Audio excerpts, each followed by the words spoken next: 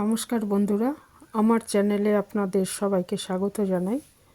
আমি আজকে কালো বা হলুদ হয়ে যাওয়ার দাঁত কিভাবে সহজেই ঘরোয়া উপকরণ দিয়ে মুক্তার মতো সাদা করতে পারবেন সেই রেমেডিটাই শেয়ার করব আপনাদের সাথে। তো আসুন দেখে নিই এর জন্য কি কি লাগবে। খুব সহজেই কিন্তু এটা করা যায় ঘরোয়া কটা উপকরণ দিয়ে, সেগুলোই দেখাবো আপনাদের।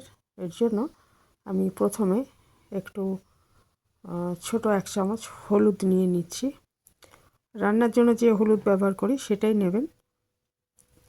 নিয়ে নিচ্ছি প্রায় সমপরিমাণ নুন, ছোট 1 চামচ হলুদ নিলে ছোট 1 চামচ নুন নিয়ে নেবেন। আর আরেকটা জিনিস লাগবে, সেটাও আমাদের বাড়িতেই থাকে। নুন আর হলুদটা আগে ভালো মতো মিশিয়ে নিচ্ছি। সেই জিনিসটা হচ্ছে, আরেকটা জিনিস দেবো এর মধ্যে, সেটা হচ্ছে পাতিলেবু। পাতিলেবুর রস পরিষ্কার করে, সেটা মানে এমনি চামড়াতেও যেমন, সেরকম দাঁতও কিন্তু খুব পরিষ্কার করে। নুন এবং লেবু রস দুটোরই হচ্ছে ব্লিচিং ক্ষমতা রয়েছে। আর হলুদও এটা মুখের মানে যত ব্যাকটেরিয়াল সেটা দূর করবে আর উজ্জ্বল করতে সাহায্য করবে দাঁত। আর হচ্ছে আরেকটা জিনিস লাগবে, এটাকে নুন হলুদ আর সাথে লেবুর রসটা খুব ভালো মতো মিশিয়ে নিতে হবে আগে।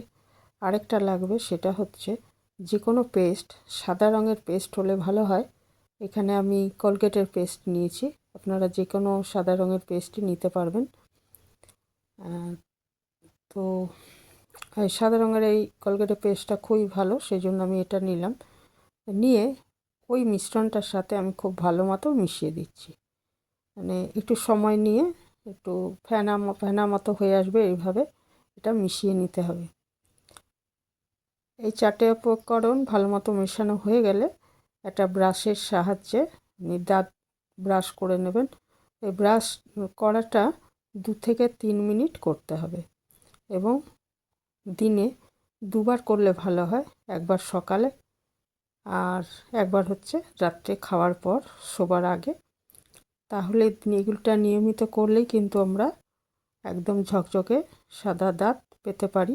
কালো বা হলুদ দাঁত সেটা দেখতে তো ভালো লাগে না। তো এইভাবে আমরা ঘরোয়া কিছু উপকরণ দিয়েই কিন্তু এটা সহজেই করে নিতে পারি। তো সেটাই শেয়ার করলাম আপনাদের সাথে। তো সব 4টে উপকরণই ভালো মতো মেশানো হয়ে গেছে। এবারে একটা ব্রাশ দিয়ে এটা ঘুরিয়ে ঘুরিয়ে উপরে নিচে বা ভেতরে ঘুরিয়ে ঘুরিয়ে একটা ব্রাশ করে নিতে হবে। তারপরে মুখটা ধুয়ে ফেলবেন। তবে 2 থেকে 3 মিনিট ধরে করতে হবে কাজটা। তাহলে কিন্তু আমরা হলুদ দাঁত বা কালো হয়ে গেছে এরকম দাঁতের থেকে মুক্তি পেতে পারবো। তবে এটা নিয়মিতই করতে হবে। একবার ব্যবহার করলেই বুঝতে পারবেন জিনিসটা কতটা ভালো। তো এই ছিল আমার ছোট্ট ভিডিও। আশা করি আপনাদের ভালো লেগেছে। এখানেই শেষ করছি। ভালো থাকবেন সবাই।